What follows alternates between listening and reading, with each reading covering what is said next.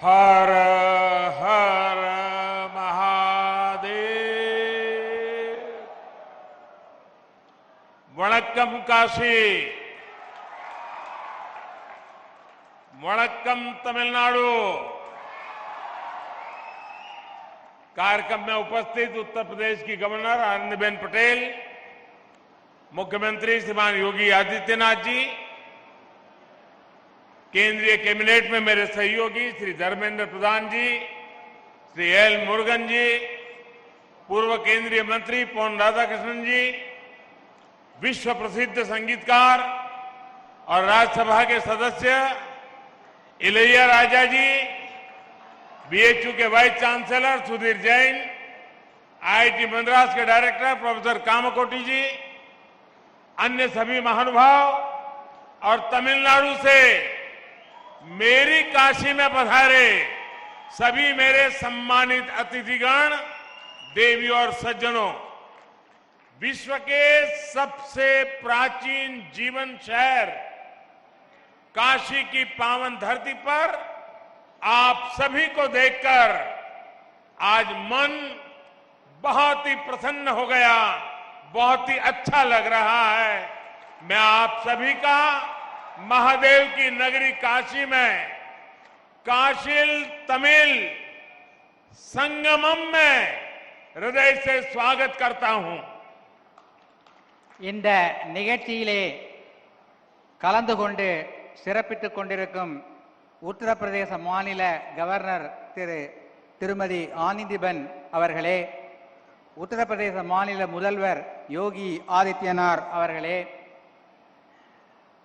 மத்திய அமைச்சரவையில் என்னுடைய சகாக்கள் தர்மேந்திர பிரதான் அவர்களே, முருகன் அவர்களே, உலக புகழ்பெற்ற இசையமைப்பாளர் இசைஞானி இளையராஜா அவர்களே, முன்னாள் மத்திய அமைச்சர் பொன் ராதாகிருஷ்ணன் அவர்களே, மேலும் இங்கே வந்திருக்கின்ற பெரியோர்களே, தாய்மார்களே,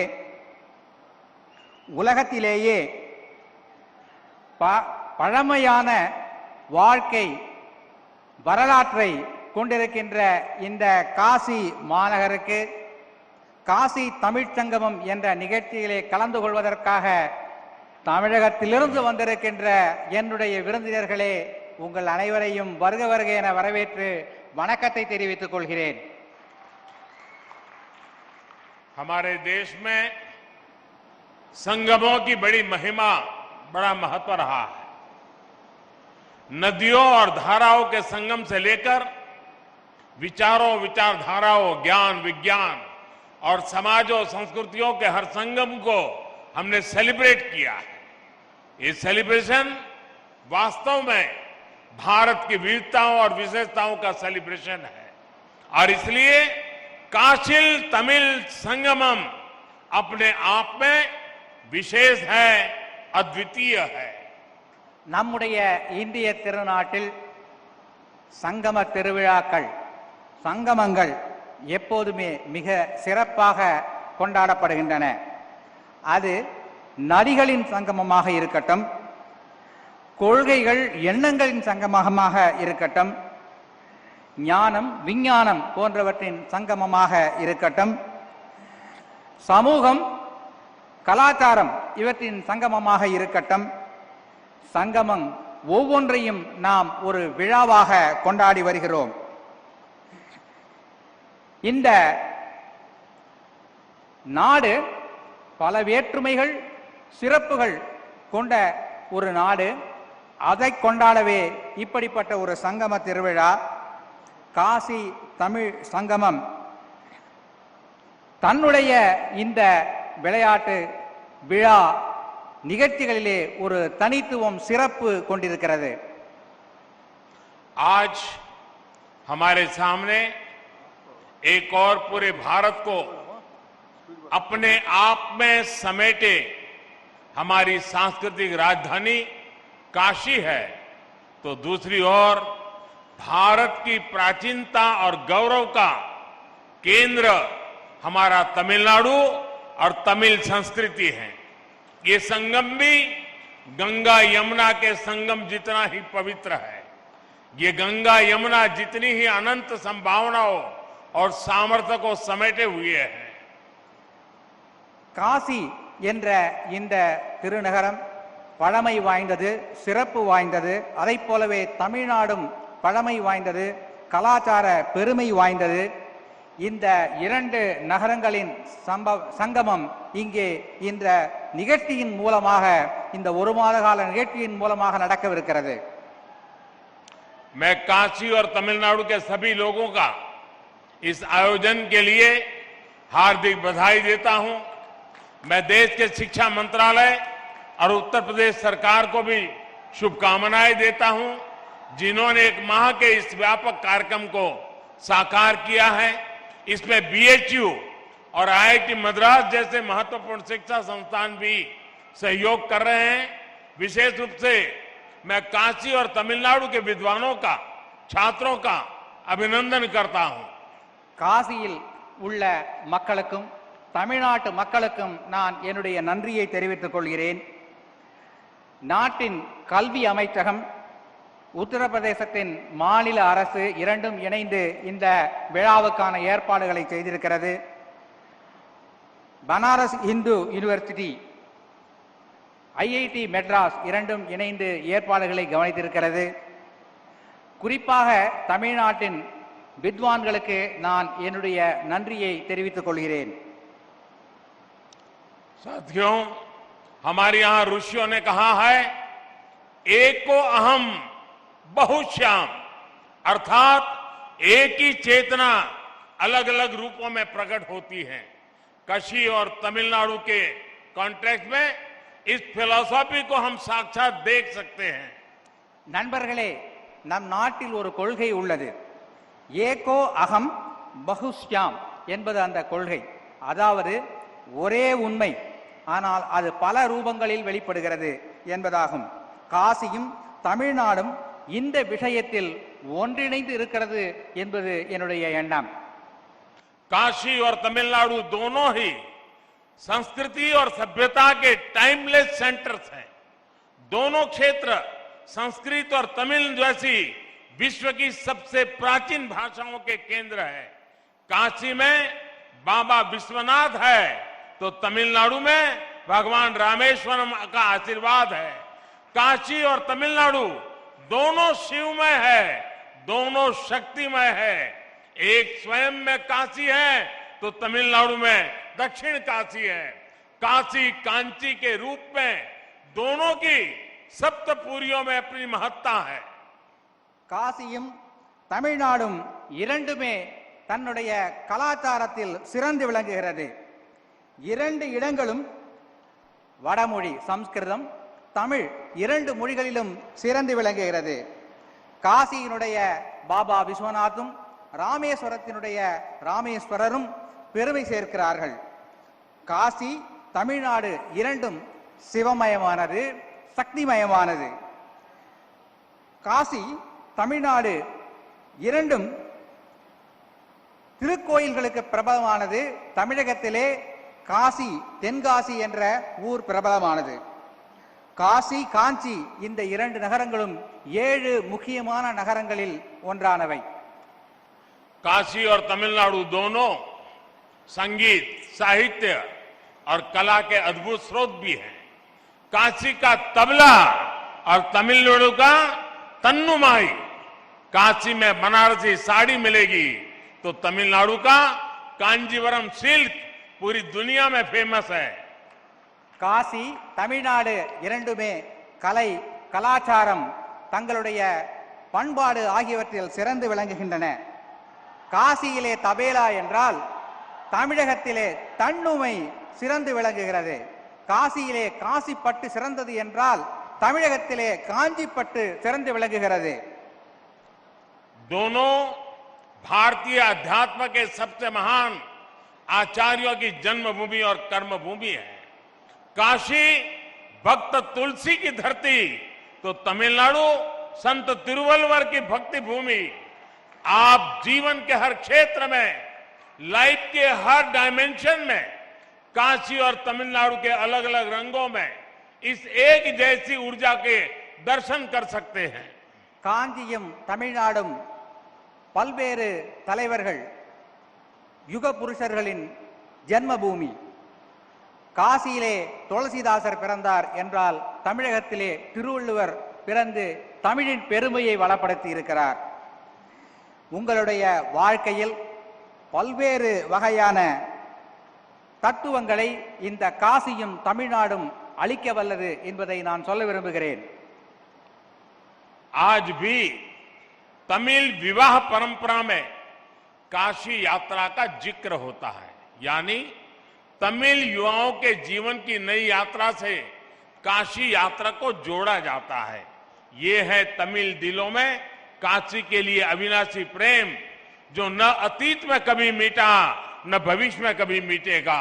यही एक भारत श्रेष्ठ भारत की वो परंपरा है जिसे हमारे पूर्वजों ने जिया था, और आज ये काशी तमिल संगमम फिर से उसके गौरव को आगे बढ़ा रहा है. தமிழகத்தின் திருமணங்களிலே காசி யாத்திரை என்று ஒரு நிகழ்ச்சி உண்டு.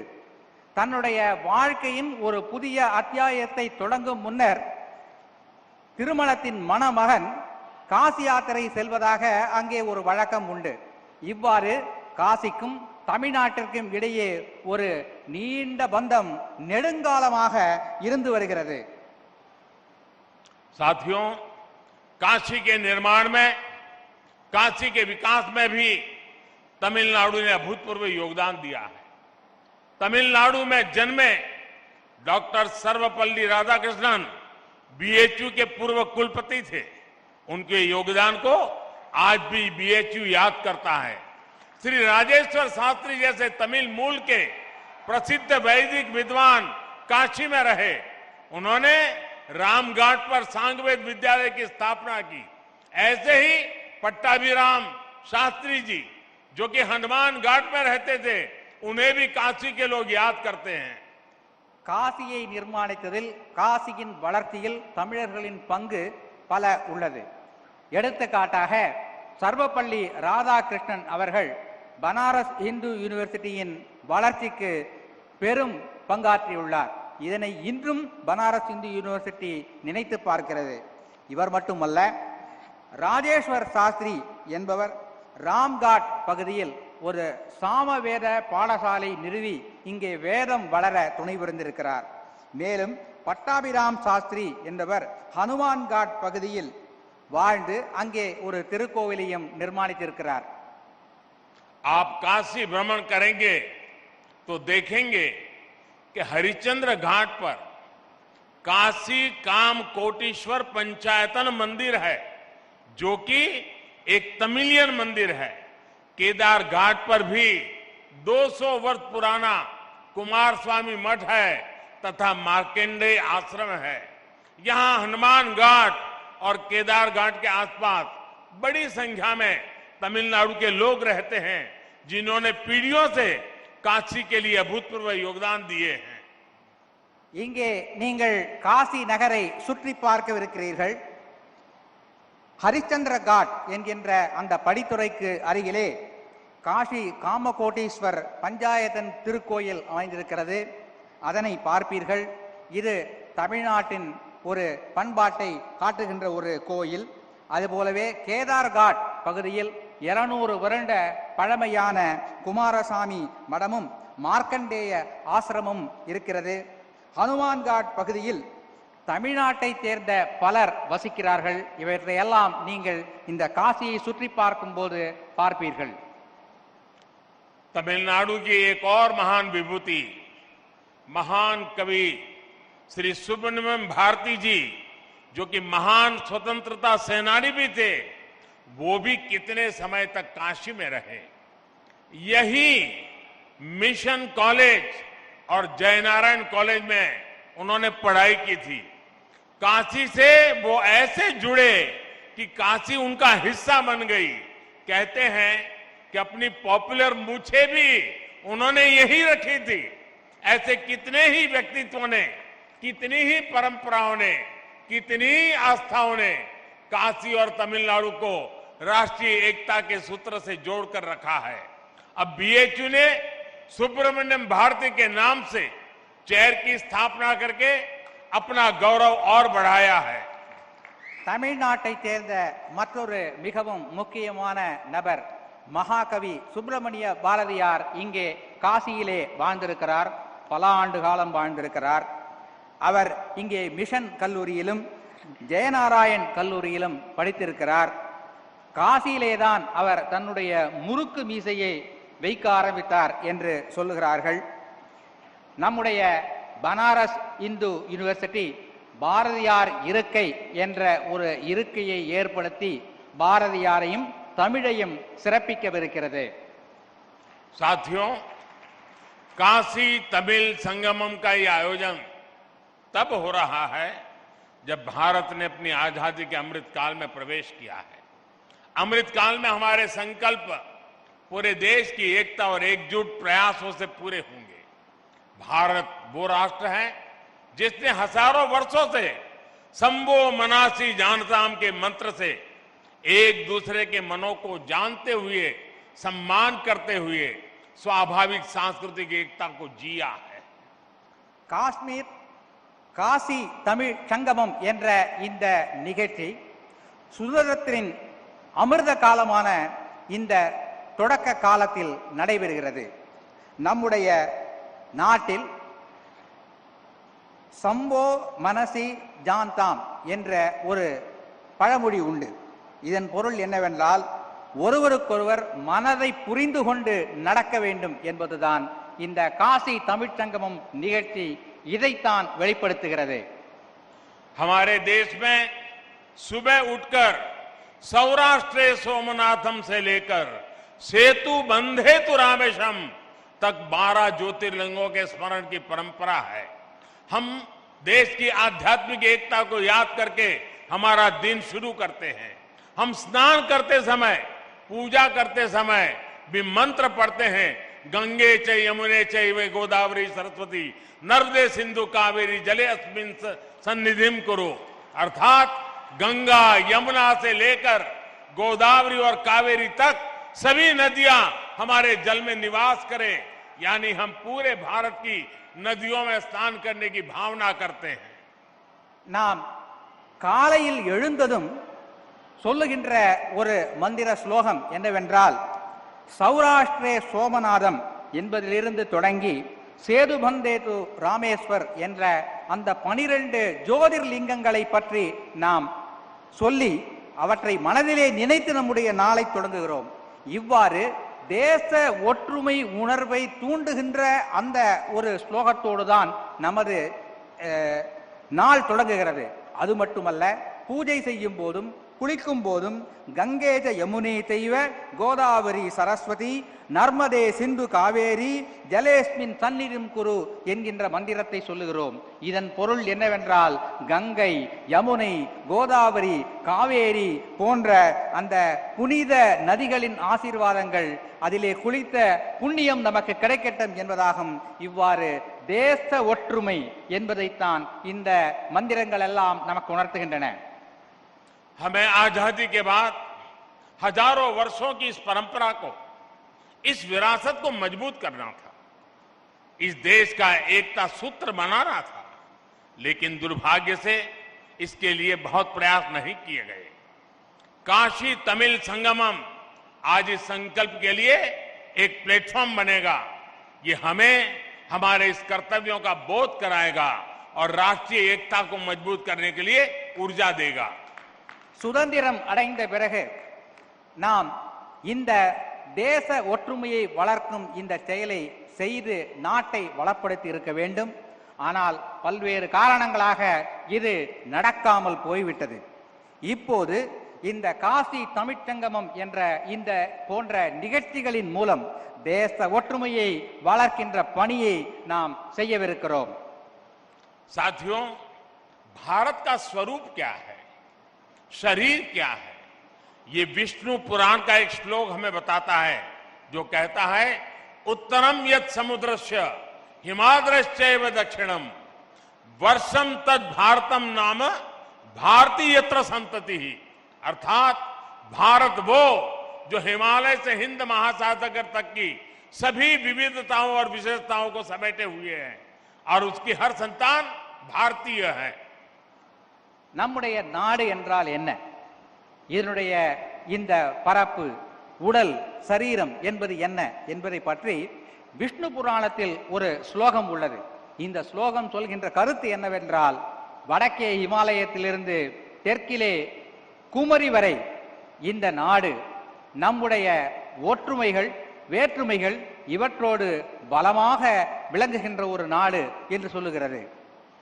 भारत की इन जड़ों को, इन रूट्स को अगर हमें अनुभव करना है तो हम देख सकते हैं कि उत्तर और दक्षिण हजारों किलोमीटर दूर होते हुए भी कितने करीब है। संगम तमिल साहित्य में हजारों मील दूर बहती गंगा का गौरवगान किया गया था। तमिल ग्रंथ कलितोगे में वाराणसी के लोगों की प्रशंसा की गई है। हमारे पूर्वजों ने तिरुपुगल के जरिए भगवान मुरुगा और काशी की महिमा एक साथ गाई थी। दक्षिण का काशी कहे जाने वाले तेन काशी की स्थापना की थी। இந்திய திருநாட்டின் இந்த மூலங்களை, வேர்களை நாம் பாதுகாக்க வேண்டும். இந்த போன்ற சங்கமம் நிகழ்ச்சிகளால் தான் இதனை பாதுகாக்க முடியும். தமிழின் சங்க இலக்கியத்தில் பல்வேறு காசியை பற்றிய செய்திகள் கிடைக்கின்றன. கலித்தொகையில் செய்திகள் கிடைக்கின்றன. திருப்புகழில் காசியை பற்றியும் முருகனை பற்றியும் பாடப்பட்ட பாடல்கள் கிடைக்கின்றன. தமிழகத்திலே தென்காசி என்ற ஒரு ஊர் இருக்கிறது என்பது உங்களுக்கெல்லாம் தெரியும். साथियों, ये भौतिक दूरियां और ये भाषा भेद को तोड़ने वाला अपनत्व ही था जो स्वामी कुमार गुरु पर तमिलनाडु से काशी आए और इसे अपनी कर्मभूमि बनाया था। धर्मापुरम आधीनम के स्वामी कुमार गुरु पर ने यहां केदार घाट पर केदारेश्वर मंदिर का निर्माण कराया था। बाद में उनके शिष्यों ने तंजावुर जिले में कावेरी नदी के किनारे काशी विश्वनाथ मंदिर की स्थापना की थी। பரப்பளவின் அடிப்படையிலான இந்த தூரம் எப்படி குறுகிவிட்டது என்பதை இங்கே பார்க்கிறீர்கள் அல்லவா? இத்தகைய ஒரு எண்ணத்தை குமரகுருபர சுவாமிகள் காட்டியுள்ளார். அவர் தமிழகத்திலிருந்து இங்கே வந்து கேதார்காட் பகுதியில் ஒரு மடத்தை நிறுவி தமிழையும் பாரதத்தின் ஒற்றுமையையும் நிலைநாட்டினார். பிறகு தமிழ்நாட்டிற்கு சென்று தஞ்சாவூர் மாவட்டத்தில் காசி விஸ்வநாதர் கோயில் ஒன்றையும் நிர்மாணித்தார். मनोन्मणियम सुंदर नारजी ने तमिलनाडु के राज्य गीत तमिल ताई वार्तु को लिखा है। कहा जाता है कि उनके गुरु कोड़गा नल्लूर सुंदरर स्वामीगल जी ने काशी के मणिकर्णिका घाट पर काफी समय बिताया था। खुद मनोन्मणियम सुंदर नारजी पर भी काशी का बहुत प्रभाव था। तमिलनाडु में जन्म लेने वाले रामानुजाचार्य जैसे संत भी हजारों मील चलकर काशी से कश्मीर तक की यात्रा करते थे। आज भी उनके ज्ञान को प्रमाण माना जाता है। மனோன்மணியம் சுந்தரனார் அவருடைய குருநாதர். மனோன்மணியம் சுந்தரனார் தமிழ்தாய் வாழ்த்தினை எழுதியவர். அவருடைய குருநாதர் கோடகநல்லூர் சுந்தர சுவாமிகள் என்று அழைக்கப்படுபவர். இங்கே மணிகர்ணிகா காட் என்கின்ற அந்த படித்துறை அருகிலே வந்து சில காலம் வாழ்ந்து அங்கே ஒரு திருக்கோவிலையும் அமைத்திருக்கிறார். श्री राजगोपालाचारी जी की लिखी रामायण और महाभारत से दक्षिण से उत्तर तक पूरा देश आज भी इंस्पिरेशन लेता है। मुझे याद है मेरे एक टीचर ने मुझे कहा था कि तुमने रामायण और महाभारत तो पढ़ ली होगी, लेकिन अगर इसे गहराई से समझना है तो जब भी तुम्हें मौका मिले तुम राजा जी ने जो रामायण और महाभारत लिखेंगे वो पढ़ोगे तो तुम्हें कुछ समझ आएगा। मेरा अनुभव है रामानुजाचार्य और शंकराचार्य से लेकर राजा जी और सर्वपल्ली राधाकृष्ण जी तक दक्षिण के विद्वानों ने भारतीय दर्शन को समझे बिना हम भारत को नहीं जान सकते। ये महापुरुष है, उनको हमें समझना होगा। தமிழகத்தின் சக்கரவர்த்தி ராஜகோபாலாச்சாரியார் அவர்கள் ராமாயணத்தையும் மகாபாரதத்தையும் எழுதியிருக்கிறார். என்னுடைய ஆசிரியர் எங்களிடத்திலே சொன்னார், நீ ராமாயணத்தையும் மகாபாரதத்தையும் படித்திருக்கலாம், ஆனால் சக்கரவர்த்தி ராஜகோபாலாச்சாரியார் எழுதிய இந்த இரு காவியங்களையும் நீ படிக்கவில்லை என்றால் அது முழுமை பெறாது என்று அவர் சொன்னார். என்னுடைய அனுபவத்தில் ராமானுஜாச்சாரியார், சங்கராச்சாரியார் ஆகியோர் தென்னகத்திலிருந்து வட இந்தியா வந்து காசி காஷ்மீர் முதல் சென்று இங்கே ஒரு ஒற்றுமை உணர்வை ஏற்படுத்தி இருக்கிறார்கள். அந்த ஒற்றுமை உணர்வை நாம் பாதுகாத்து வளர்த்திட வேண்டும். साथियों, आज भारत ने अपनी विरासत पर गर्व का पंच प्राण सामने रखा है। दुनिया में किसी भी देश के पास कोई प्राचीन विरासत होती है तो वो देश उस पर गर्व करता है, उसे गर्व से दुनिया के सामने प्रमोट करता है। हम इजिप्ट के पिरामिड से लेकर इटली के कोलोसियम और पीसा की मीनार तक ऐसे कितने ही उदाहरण देख सकते हैं। பாரதத்தின் பழம் பெருமையை, பழைய கால வளர்ச்சியை நாம் இன்று பார்க்கிறோம். உலகத்தில் உள்ள பல நாடுகள் தங்களிடம் உள்ள பழமையான சில செய்திகளை உலகிற்கு வெளிச்சம் போட்டு காட்டுகின்றன. எடுத்துக்காட்டாக எகிப்தில் உள்ள பிரமிடுகள், இத்தாலியில் உள்ள கொலோசியம் போன்றவை. இவற்றையெல்லாம் உலகிற்கு எடுத்து அவர்கள் சொல்லுகிறார்கள். हमारे पास भी दुनिया की सबसे प्राचीन भाषा तमिल है। आज तक ये भाषा उतनी ही पॉपुलर है, उतनी ही लाइव है। दुनिया में लोगों को पता चलता है कि विश्व की ओल्डेस्ट लैंग्वेज भारत में है तो उन्हें आश्चर्य होता है, लेकिन हम उसके गौरवगान में पीछे रहते हैं। இந்தியாவிலும் நம்முடைய திருநாட்டிலும் பழமையான ஒரு விஷயம் உள்ளது. அது என்னவென்றால் தமிழ் மொழி. இந்த தமிழ் மொழியின் பழம் பெருமையை நாம் உலகிற்கு எடுத்து சொல்ல வேண்டும். இந்தியாவிலே இப்படிப்பட்ட ஒரு பழமையான மொழி இருக்கிறது என்பதை கேட்டு உலக மக்கள் மிகவும் ஆச்சரியமடைகிறார்கள். அந்த மொழியை நாம் கௌரவம் தந்து வளர்க்க வேண்டும், பாராட்ட வேண்டும். ये हम 130 करोड़ देशवासियों की जिम्मेदारी है कि हमें तमिल की इस विरासत को बचाना भी है, उसे समृद्ध भी करना है। अगर हम तमिल को भुलाएंगे तो भी देश का नुकसान होगा और तमिल को बंधनों में बांध कर रखेंगे तो भी इसका नुकसान है। हमें याद रखना है, हम भाषा भेद को दूर करें, भावनात्मक एकता कायम करें। இந்திய திருநாட்டின் 130 கோடி மக்களின் கடமை தமிழ் மொழியை காக்க வேண்டும். நாம் தமிழ் மொழியை காக்க தவறினால் நம் நாட்டிற்கு நஷ்டம் ஏற்படும். அவ்வாறு தமிழ் மொழியை காக்க தவறினால் தமிழ் மொழிக்கும் நஷ்டம் ஏற்படும். எனவே நம் இடையே உள்ள மொழி பேதங்களை எல்லாம் தவிர்த்து தமிழ் மொழி போன்ற பழமையான மொழியை நாம் பாதுகாத்து வளர்த்திட வேண்டும். साथियों, काशिल तमिल संगमम मैं मानता हूं ये शब्दों से ज्यादा अनुभव का विषय है। अपनी इस काशी यात्रा के दौरान आप उनकी मेमोरी से जुड़ने वाले हैं तो आपके जीवन की पूंजी बन जाएंगे। मेरे काशीवासी आपके सत्कार में कोई कमी नहीं छोड़ेंगे।